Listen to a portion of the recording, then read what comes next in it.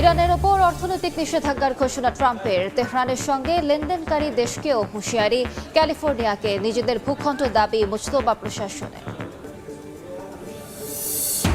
ইউক্রেনের রুশ হামলায় নিহত ১৩, রাশিয়ার তেল শোধনাগারে পাল্টা আঘাত জেলেনস্কি বাহিনীর। মস্কোকে সহায়তায় সেনা মোতায়েনের দাবি প্রত্যাখ্যান পিয়ংইয়ংয়ের। এবং ইউরোপ জুড়ে ভয়াবহ রূপ নিয়েছে দাবানল। পর্তুগাল, স্পেন, বেলজিয়ামে আরও ৬,০০০ একর বনাঞ্চল পুড়ে ছাই। সার্বিয়ায় জরুরি সহায়তা পাঠাল রাশিয়া। ইরানের বিরুদ্ধে নজিরবিহীন অর্থনৈতিক নিষেধাজ্ঞা আরোপের ঘোষণা দিয়েছেন মার্কিন প্রেসিডেন্ট ডোনাল্ড ট্রাম্প। তেহরানের সঙ্গে বাণিজ্য করা দেশগুলোকেও চরম পরিণতির হুঁশিয়ারি দিয়েছেন তিনি। এদিকে হরমুজকে নতুন মার্কিন ভূখণ্ড বলায় ক্যালিফোর্নিয়াকে পাল্টা নিজেদের অঞ্চল দাবি করেছে ইরান। প্রণালীতে নেভিগেশন ব্যবস্থা ও নিরাপদ জাহাজ চলাচল নিয়ে অগ্রগতির চেষ্টা থাকলেও এখনও চূড়ান্ত সমঝোতা হয়নি ইরান ও ওমানের মধ্যে। হরমুজ সংকট নিরসনে ইরান ও ওমানের মধ্যে আলোচনা চলছে। নতুন নেভিগেশন ব্যবস্থা ও নিরাপদ জাহাজ চলাচল নিয়ে অগ্রগতির চেষ্টা থাকলেও এখনও চূড়ান্ত সমঝোতা হয়নি। এর আগে জুনে স্বাক্ষরিত ইরান যুক্তরাষ্ট্রের ৬০ দিনের সমঝোতার সময়সীমাও শেষ হয়েছে কোনো চুক্তি ছাড়াই। হরমুজ পুনরায় পুরোপুরি খুলে দেয়া এবং মার্কিন অবরোধ প্রত্যাহারের মতো গুরুত্বপূর্ণ বিষয়গুলো এখনও অমীমাংসিত। এই অচলাবস্থার মাঝেই হরমুজ প্রণালী নিয়ে শুরু হয়েছে নজিরবিহীন পাল্টাপাল্টি দাবি। কৌশলগত এই জলপথকে নতুন মার্কিন ভূখণ্ড হিসেবে দেখিয়ে সামাজিক যোগাযোগ মাধ্যমে মানচিত্র প্রকাশ করেন ট্রাম্প। জবাবে যুক্তরাষ্ট্রের ক্যালিফোর্নিয়াকে ইসলামিক রিপাবলিক অব ইরানের নতুন ভূখণ্ড হিসেবে ঘোষণা করেছে তেহরান। এদিকে ইরানের বিরুদ্ধে যাবৎকালের সবচেয়ে কঠোর অর্থনৈতিক অভিযান শুরুর ঘোষণা দিয়েছেন মার্কিন president Donald Trump. Economic D-Day ঘোষণা করে তেহরানের অর্থনীতিকে নজিরবিহীনভাবে নিষেধাজ্ঞার হুঁশিয়ারি দেন তিনি। শুধু ইরান নয়, দেশটির সঙ্গে ব্যবসা কিংবা যে কোনো ধরনের লেনদেন করা দেশগুলোকেও তীব্র অর্থনৈতিক পরিণতির মুখে পড়তে হবে বলে সতর্ক করেন মার্কিন প্রেসিডেন্ট।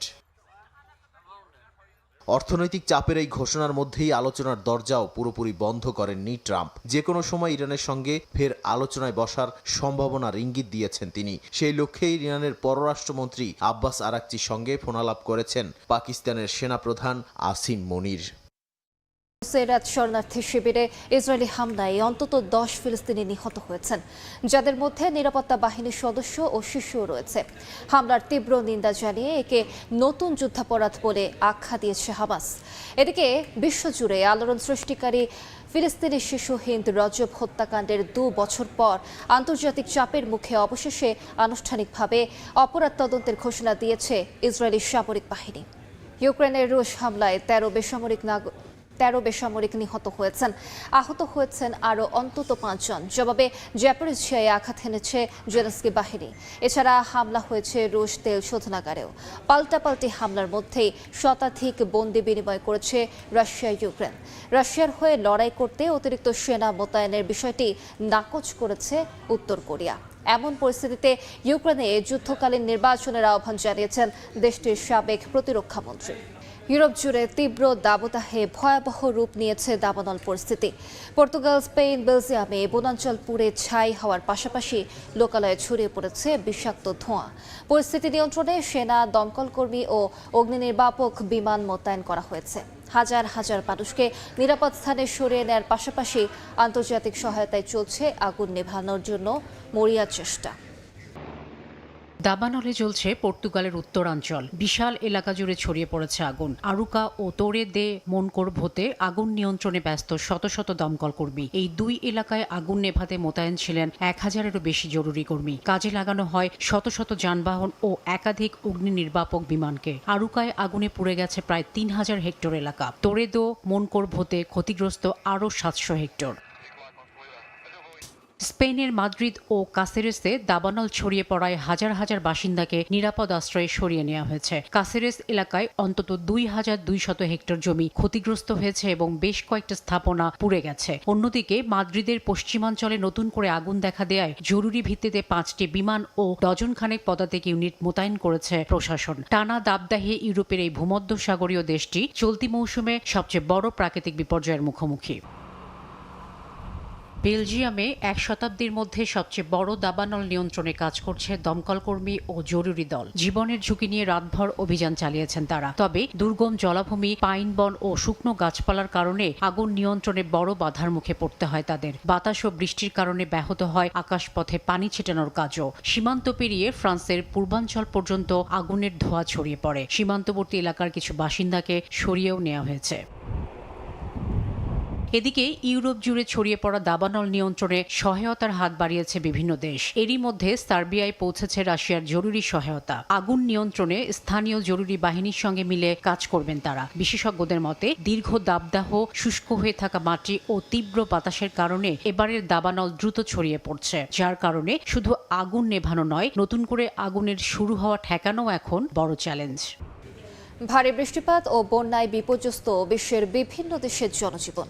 চিলির উত্তরাঞ্চলের তোকোপিয়ায় প্রবল বৃষ্টিপাতে দেখা দিয়েছে বন্যা ও ভূমিধস।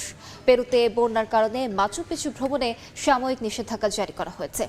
এদিকে আকস্মিক বন্যায় তলিয়ে গেছে থাইল্যান্ডের বিভিন্ন অঞ্চল। অন্যদিকে টানা বৃষ্টিতে ডুবে গেছে পাকিস্তানের রাওয়ালপিন্ডির বিভিন্ন আবাসিক এলাকা। চিলির উত্তরে তোকোপিয়া শহরে টানা ভারী বৃষ্টিতে দেখা দেয়া বন্যায় ক্ষতিগ্রস্ত হয়েছে ঘরবাড়ি ও যানবাহন। ক্ষয়ক্ষতি নিরূপণে বিভিন্ন এলাকায় মাঠে নেমেছে কর্তৃপক্ষ। প্রবল বৃষ্টির কারণে ইকিকি ও আল্টো হসপিসিওর সব স্কুলে শুক্রবার পর্যন্ত ক্লাস বন্ধ রাখার ঘোষণা দেওয়া হয়েছে। তবে পরিস্থিতির কিছুটা উন্নতি হওয়ায় ইকিকি প্রদেশের রেড অ্যালার্ট নামিয়ে ইয়েলো অ্যালার্ট জারি করেছে কর্তৃপক্ষ। প্রবল বৃষ্টিতে প্লাবিত পেরুতে মাচু পিচু যাওয়ার পথ সাময়িক বন্ধ করে দিয়েছে কর্তৃপক্ষ। বুধবার ভারী বর্ষণে দেশের বিভিন্ন এলাকায় দেখা দিয়েছে বন্যা ও ভূমিধস। পরিস্থিতির কারণে পর্যটকদের ব্যবহৃত ইনকা ট্রেইল আগামী শনিবার পর্যন্ত বন্ধ রাখার সিদ্ধান্ত নেওয়া হয়েছে। বেশ কয়েকটি সড়কে ভূমিধসের কারণে যান চলাচল বন্ধ রয়েছে। এল নিনোর কারণে সমুদ্রপৃষ্ঠের উষ্ণতা বেড়ে যাওয়ায় পরিস্থিতি আরও তীব্র হয়েছে। উপকূল জুড়ে ভারী বৃষ্টি ও শক্তিশালী বাতাস তৈরি হচ্ছে। দেশটিতে চলমান দুর্যোগ আরও তীব্র হলে অবকাঠামো, কৃষি ও পর্যটন খাতে বড় ধরনের ক্ষতির আশঙ্কা করা হচ্ছে। এদিকে হঠাৎ আকস্মিক বন্যায় তলিয়ে গেছে উত্তর থাইল্যান্ডের বিস্তীর্ণ এলাকা। বুধবার নান প্রদেশের বিভিন্ন এলাকায় ঘরবাড়িতে পানি ঢুকে পড়ে। 4টি জেলার বেশ কয়েকটি গ্রাম প্লাবিত হয়েছে। ডুবে গেছে বহু ভবন। পানিবন্দী বাসিন্দাদের উদ্ধারে মাঠে নেমেছে পুলিশ, সেনাবাহিনী ও দুর্যোগ মোকাবিলা বিভাগের সদস্যরা। ভারী বৃষ্টি অব্যাহত থাকায় নতুন করে আরও এলাকা প্লাবিত হওয়ার আশঙ্কা করছে স্থানীয় প্রশাসন।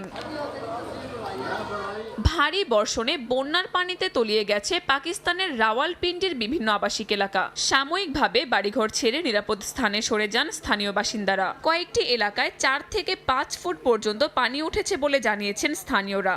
এতে ব্যাপক ক্ষয়ক্ষতির পাশাপাশি ব্যবসা বাণিজ্য বন্ধ হয়ে গেছে। পর আবারও ব্রিটেনে ফেরার সিদ্ধান্ত নিয়েছেন প্রিন্স হ্যারি। তবে রাজপরিবারের কোনো দায়িত্বের বা সক্রিয় সদস্য হিসেবে আর ফিরছেন না তিনি, বরং সাধারণ নাগরিক হিসেবেই যুক্তরাজ্যে থাকবেন। পিপল ম্যাগাজিন ও ব্রিটিশ সংবাদপত্র দ্য টেলিগ্রাফ জানিয়েছে, দীর্ঘ সময়ের জন্য ব্রিটেনে থাকার পরিকল্পনা রয়েছে তার। তবে তার স্ত্রী মেগান ও তার 2 সন্তান আর্চি ও লিলিবেট এখনই যুক্তরাজ্যে যাচ্ছেন না বলে জানিয়েছেন হ্যারির মুখপাত্র। 2020 সালের মার্চে রাজপরিবারের দায়িত্ব থেকে সরে যুক্তরাষ্ট্রে চলে যান প্রিন্স হ্যারি ও তার স্ত্রী মেগান। রাজপরিবার ও রাজতন্ত্রের সমালোচনা ঘিরে তাদের সঙ্গে ব্রিটিশ রাজপরিবারের সম্পর্কে তৈরি হয় তিক্ততা। মার্কিন প্রেসিডেন্ট ডোনাল্ড ট্রাম্পের সঙ্গে সাবেক টিভি উপস্থাপিকা ন্যাটালি হার্পের সম্পর্ক নিয়ে গুঞ্জন ছড়িয়ে পড়েছে। মার্কিন সংবাদ মাধ্যমগুলো বলছে, গত কয়েক সপ্তাহ ধরে ফার্স্ট লেডি মেলানিয়া ট্রাম্প জনসমক্ষে না আসায় ন্যাটালির সঙ্গে ট্রাম্পের ঘনিষ্ঠতার বিষয়টি আরও জোরালো হয়েছে। মিত্রদের বার্তা ট্রাম্পের কাছে পৌঁছে দেয়া, বৈঠকের ব্যবস্থা করা, ট্রুথ সোশ্যালে পোস্ট লেখা কিংবা ট্রাম্পের প্রশংসা করে প্রকাশিত নিবন্ধের প্রিন্ট আউট তার হাতে তুলে দেওয়া সবকিছুতেই সক্রিয় ন্যাটালি। সম্প্রতি ডেমোক্র্যাট সিনেটর অসফ কাতারের আমিরের উপহার দেয়া বিলাসবহুল উড়োজাহাজে ন্যাটালির সঙ্গে ট্রাম্পের ভ্রমণের প্রসঙ্গ তোলেন। এরপর থেকেই তাদের ঘনিষ্ঠতার বিষয়টি রাজনৈতিক অঙ্গনের আলোচনার কেন্দ্রে রয়েছে। প্রথমবারের মতো রেকর্ড $40 ট্রিলিয়ন পৌঁছেছে যুক্তরাষ্ট্রের সরকারি ঋণ। এক দশকেরও কম সময়ে দ্বিগুণ হয়েছে এই ঋণের পরিমাণ। অর্থনীতিবিদদের আশঙ্কা, বর্তমান গতিতে ঋণ বাড়তে থাকলে মাত্র 6 বছরের মধ্যেই তা $50 ট্রিলিয়ন পৌঁছতে পারে। এতে মার্কিন অর্থনীতি নিয়ে বাড়ছে উদ্বেগ। শুধু ঋণের পরিমাণই নয়, এর সুদ পরিশোধের ব্যয়ও বড় উদ্বেগের কারণ হয়ে দাঁড়িয়েছে। চলতি অর্থবছরে ঋণের সুদ পরিশোধে খরচ $1 ট্রিলিয়ন বেশি হওয়ার আশঙ্কা করা হচ্ছে। 5 বছরে এই ব্যয় বেড়েছে 3 গুণেরও বেশি। এতে জাতীয় প্রতিরক্ষা বা শিশুদের বিভিন্ন কর্মসূচির চেয়েও ঋণের সুদ পরিশোধে বেশি অর্থ যাচ্ছে। এর মধ্যে চলতি অর্থবছরের প্রথম 10 মাসে যুক্তরাষ্ট্রের বাজেট ঘাটতি দাঁড়িয়েছে $1.8 ট্রিলিয়ন।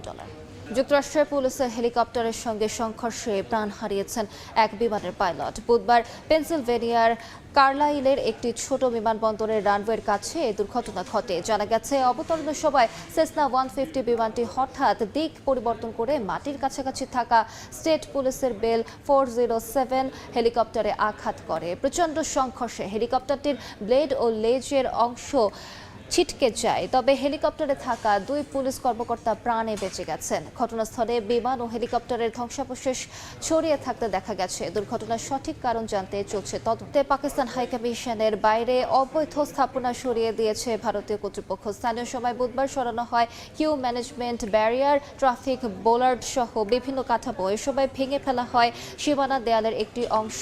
ভারতীয় গণমাধ্যমে বলা হয়, হাইকমিশনের নির্ধারিত সীমানার বাইরে থাকা এসব স্থাপনা সরিয়ে এলাকাটি পরিষ্কার করতে এই অভিযান চালানো হয়। কয়েকদিন আগে ইসলামাবাদে ভারতের কূটনৈতিক মিশনের বাইরেও একই ধরনের ব্যবস্থা নিয়েছিল পাকিস্তানি কর্তৃপক্ষ। দুদেশের কূটনৈতিক স্থাপনার বাইরে পাল্টাপাল্টি এই পদক্ষেপ নতুন করে আলোচনায় এসেছে।